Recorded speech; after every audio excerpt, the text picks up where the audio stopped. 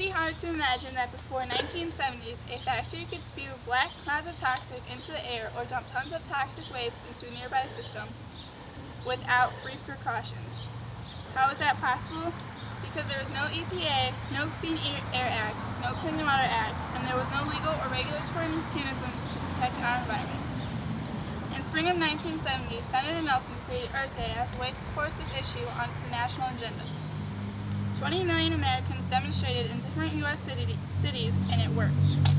Because of global warming, average temperature has climbed up 1.4 degrees Fahrenheit, or 0.8 degrees Celsius, around the world since 1880.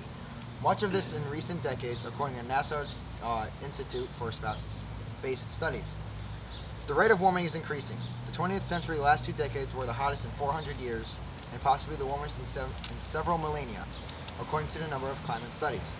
And the United Nations Intergovernmental Panel of Climate Change, or IPCC, report that 11 of the past 12 years are among dozens warmest since 1850.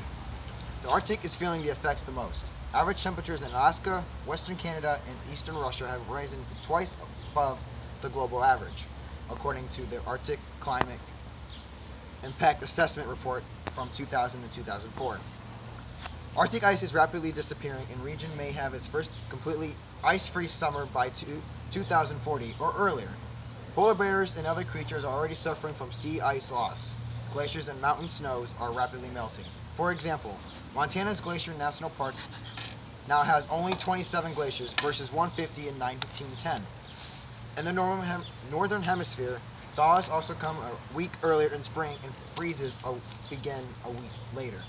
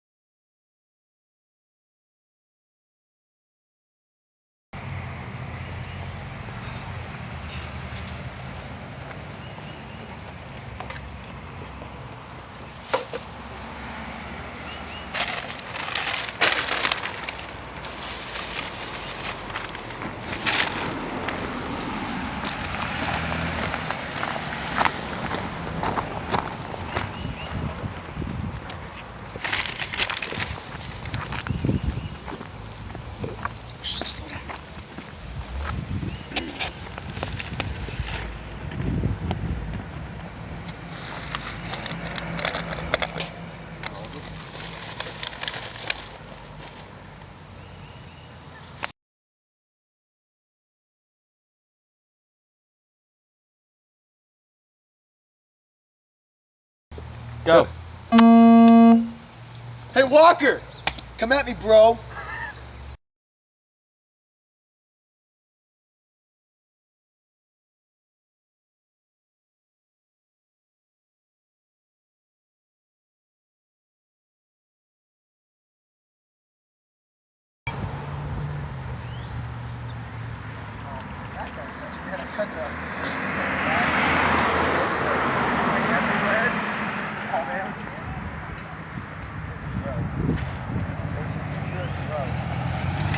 Hey! Whoa! Whoa!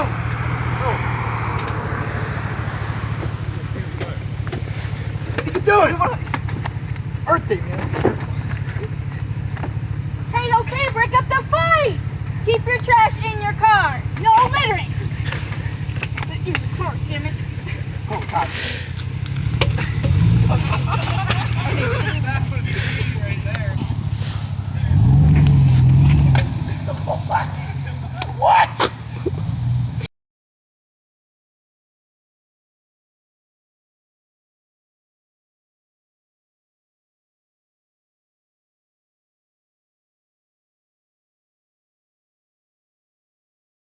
I don't trust this thing at all.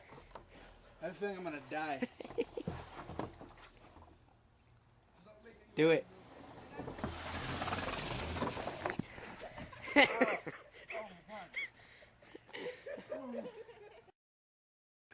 Oh, is this your room now?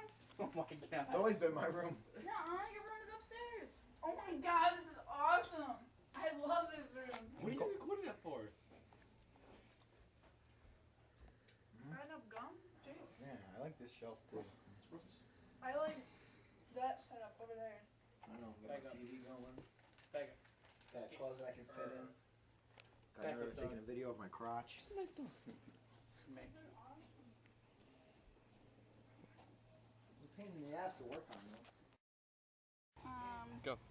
Wait, no. Okay. What are you reading? You were reading. I know, but don't read all of it.